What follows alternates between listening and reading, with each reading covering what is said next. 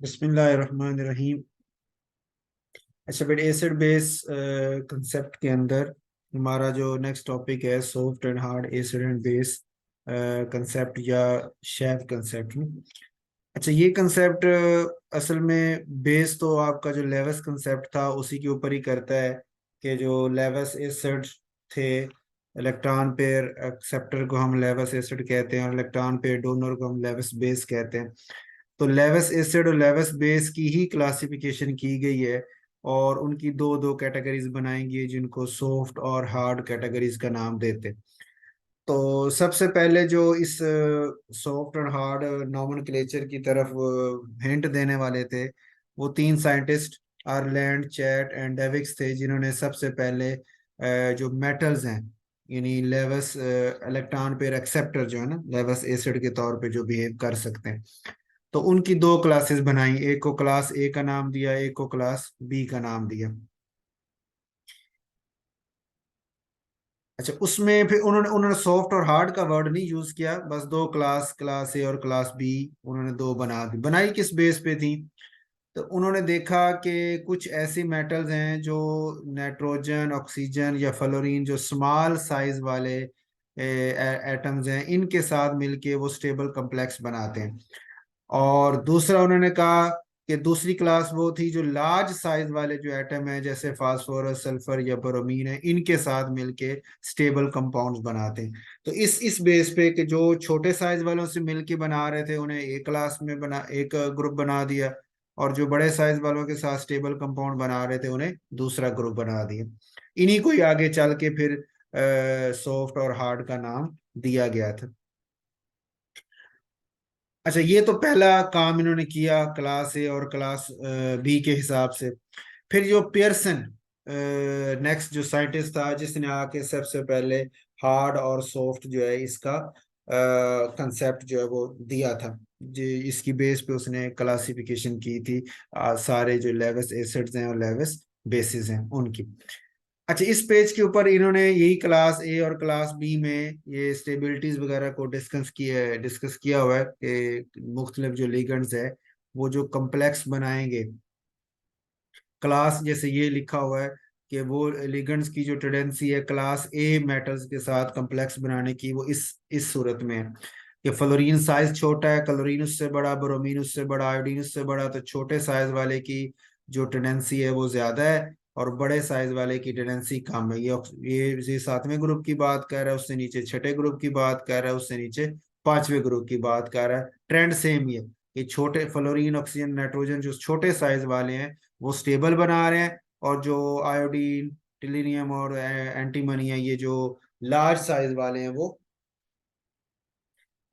इतने stable compound नहीं बना रहे। ये एक क्लास होगी जो स्मॉल के साथ बनाती है। अब दूसरी क्लास जो लार्ज साइज वालों के साथ बनाती है उसके भी वही ऑर्डर दिया, वो रिवर्स में आ जाएगा कि आयोडीन है, टी है और एंटीमनी है, ये जो है ये उस लार्ज साइज में है तो ये उनके साथ स्टेबल कंपाउंड बनाते हैं। और जो बाकी दूसरे हैं फ्लोरीन, ऑक्सीजन, नाइट्रोजन जो है ये स्मॉल साइज वाले हैं तो ये उनके साथ इतने स्टेबल कंपाउंड नहीं बनाते। तो सबसे पहले हम पेयरसन की बनाई हुई डेफिनेशन जो है उसको बात करते हैं।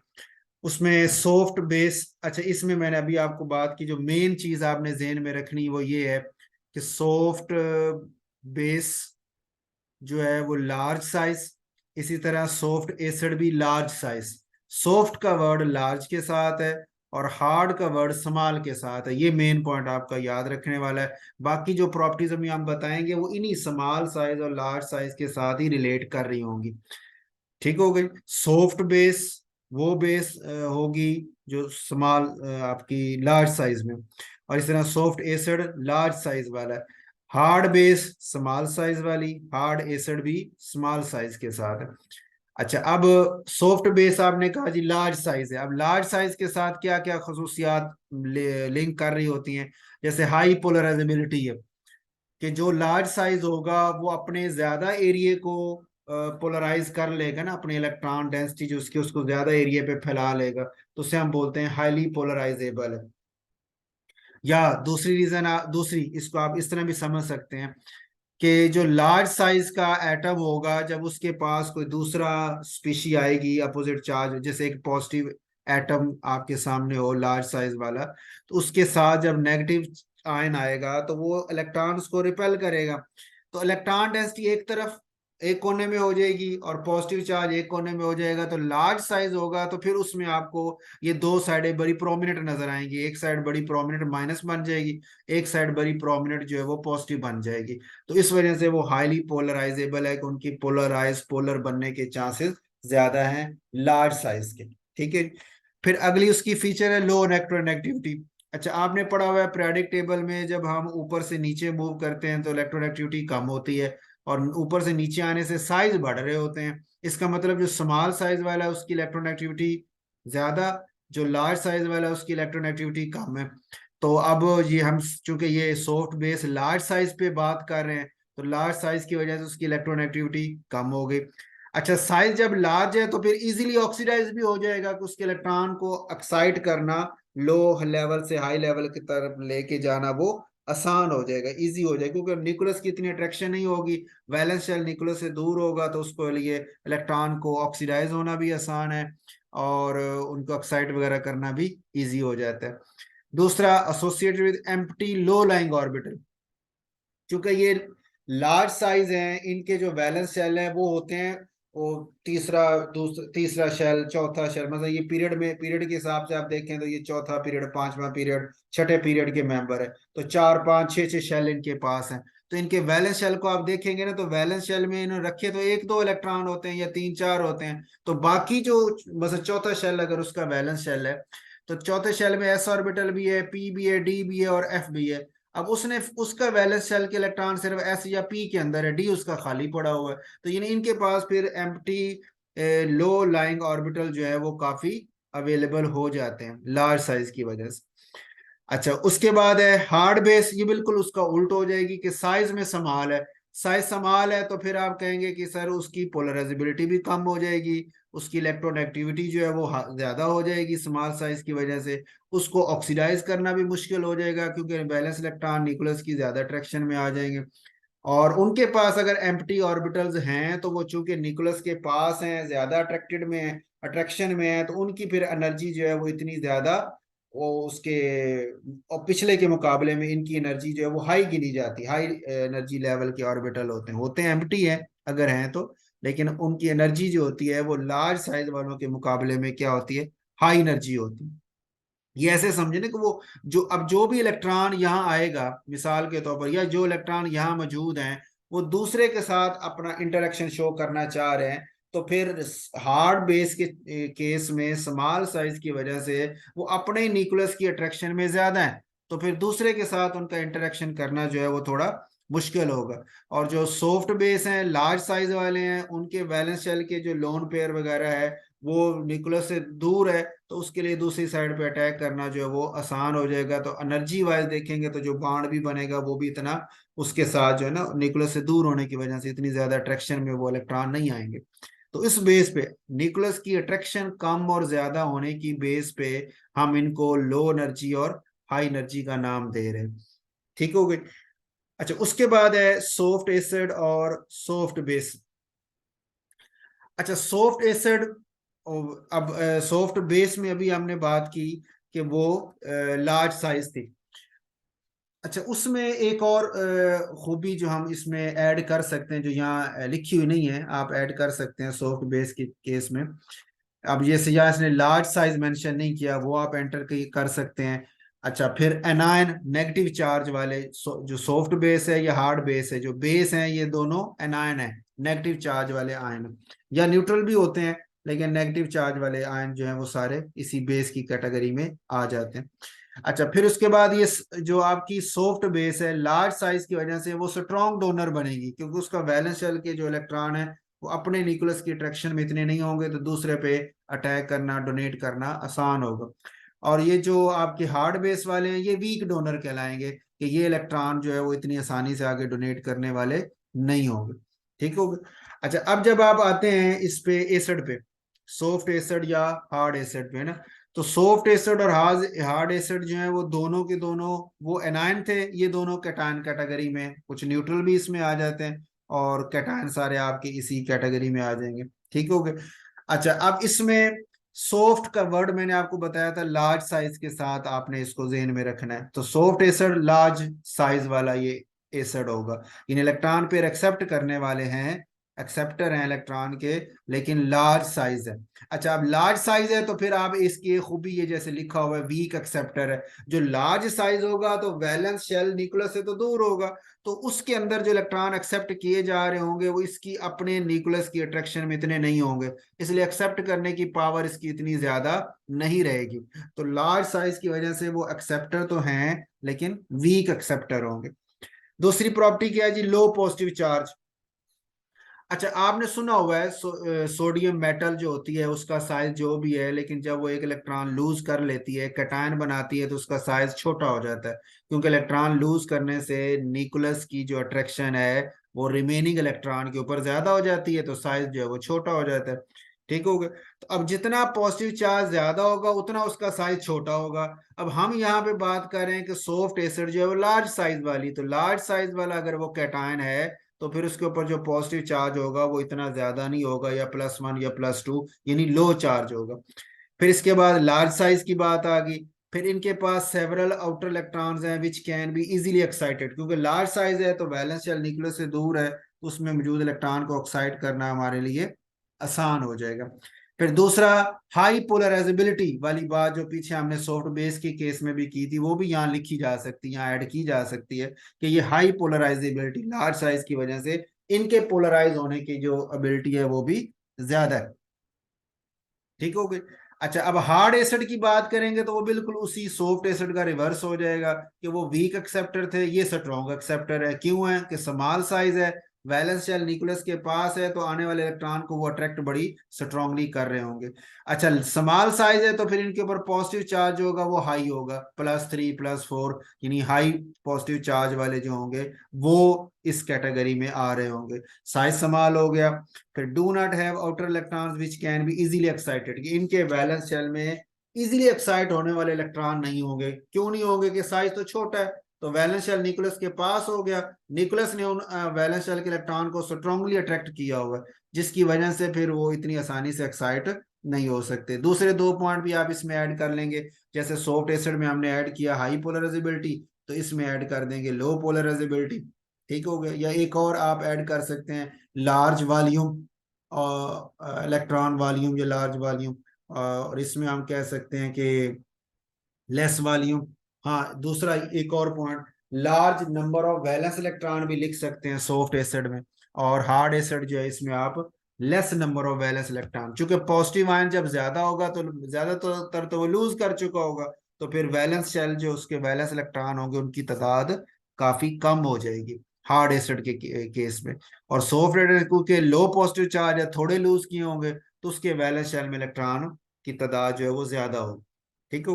तो ये आपकी बेसिक चारों की डेफिनेशन बन जाती है, जिसकी बेस पे सॉफ्ट और हार्ड की हम कैटेगरी को अलग अलग कर लेते हैं। ये उसने मुख्तलिफ एग्जाम्पल दिए हैं हार्ड एसिड्स की, सॉफ्ट एसिड की, फिर इसी तरह हार्ड बेस और सॉफ्ट बेस की। अच्छा, पेपर के वाले से अमूमन जब सवाल आता है ना, तो आपका सवाल वो बना होता है مثلا डेफिनेशन डिफाइन कर दें, सॉफ्ट हार्ड बेसिस की डेफिनेशन आ गई, फिर आप उसके साथ एक दो दो एग्जांपल दे देते हैं। तो ये इतनी सारी एग्जांपल जो दी हुई है, ज़रा सारी याद करना थोड़ी मुश्किल हो जाती हैं, और ज़रूरत भी नहीं है। तो उससे इसलिए आप हर कैटेगरी में, जैसे हार्ड बेस में एक दो एग्जांपल, सॉफ्ट बेस की, इसी तरह बॉर्डर लाइन जो बेसिस हैं, बॉर्डर लाइन उन्हें कहते हैं ना कि जो ना बहुत ज्यादा छोटा साइज है ना बहुत ज्यादा बड़ा साइज है, दरमियाना है, तो वो दोनों कैटेगरी में एक्ट कर लेते हैं। ये इस जुमले का क्या मतलब है, ये अभी मैं आपको एक्सप्लेन करता हूँ कि दोनों कैटेगरी का क्या मतलब हो सकता है। अच्छा, इसी तरह ये बॉर्डर लाइन सॉफ्ट जो आपके हार्ड एसिड और सॉफ्ट एसिड है उसमें भी बॉर्डर लाइन वाली बात आ जाती है, और हार्ड बेस सॉफ्ट बेस में भी बॉर्डर लाइन, तो हर तीन तीन कैटेगरी होगी, तो तीनों कैटेगरी आपने कम से कम दो दो एग्जाम्पल जरूर तीन तीन कर लेनी है, जो वहां पे आप पेपर में दे सके। अच्छा, अब अगली बात करते हैं जो पेयरसन प्रिंसिपल और शेप प्रिंसिपल। अब इसी के अंदर ही हमारी ये बॉर्डर लाइन वाली बात जो मैंने अभी कही है वो भी इसी में आ जाएगी। ये क्या कहता है कि hard acids prefer to combine with hard bases and soft acids prefer to combine with soft bases. कि जो हार्ड एसिड्स हैं वो हार्ड बेसिस के साथ कंबाइन होना पसंद करते हैं, या उनके साथ ज्यादा चांस है, और सॉफ्ट वाले जो है वो सॉफ्ट के साथ। अब इसको अगर मैं आसान लफ्जों में बोलूं तो आप ऐसे सुनेंगे, ये ऐसे ऐसे बोला जाएगा कि स्मॉल साइज वाले जो एसिड हैं वो स्मॉल साइज वाली बेसिस के साथ मिलना पसंद करते हैं, और जो लार्ज साइज वाले एसिड्स हैं वो लार्ज साइज वाली बेसिस के साथ मिलना पसंद करते हैं। अब हमारा फोकस यहाँ पे पॉइंट जो समझने वाला है वो ये आ जाएगा कि भाई ये स्मॉल साइज से मिलता है तो क्या स्टेबिलिटी है, और लार्ज साइज से मिलता है तो क्या स्टेबिलिटी है। इसमें पॉइंट आपका जो है ना वो समझने वाला इसमें आ जाता है। तो उसमें हम बात कर सकते हैं कि आपके पास जो है ना,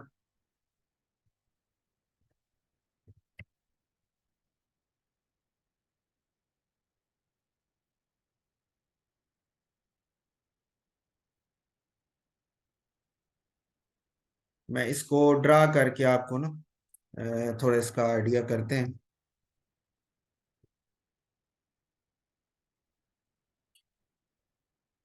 कि असल में जो स्मॉल साइज आपके पास है, ये मैं एग्जांपल ले रहा हूँ एटमों की। लेट्स सपोज ये एक एटम है, ठीक हो गई। अ,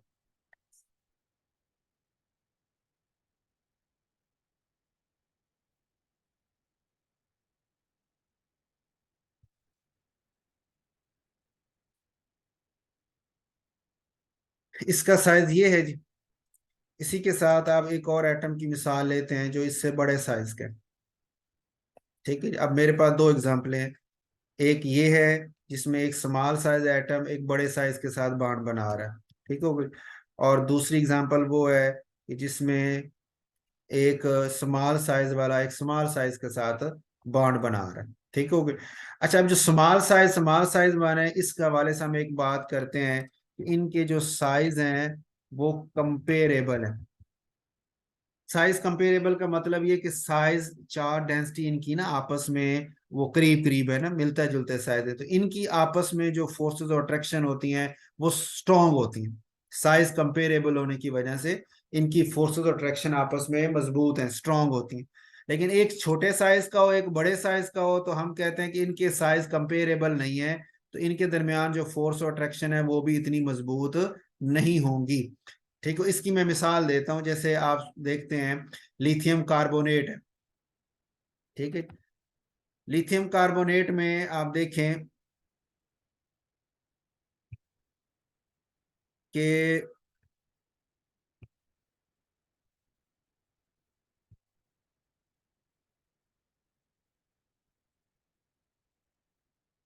इसमें आपने सुना हुआ है कि लिथियम कार्बोनेट जो है वो आप हीट देते हैं, हाई टेम्परेचर देते हैं तो ये बड़ी आसानी से टूट जाता है, और टूट के लिथियम ऑक्साइड और CO2 में बदल जाता है, ठीक हो गई।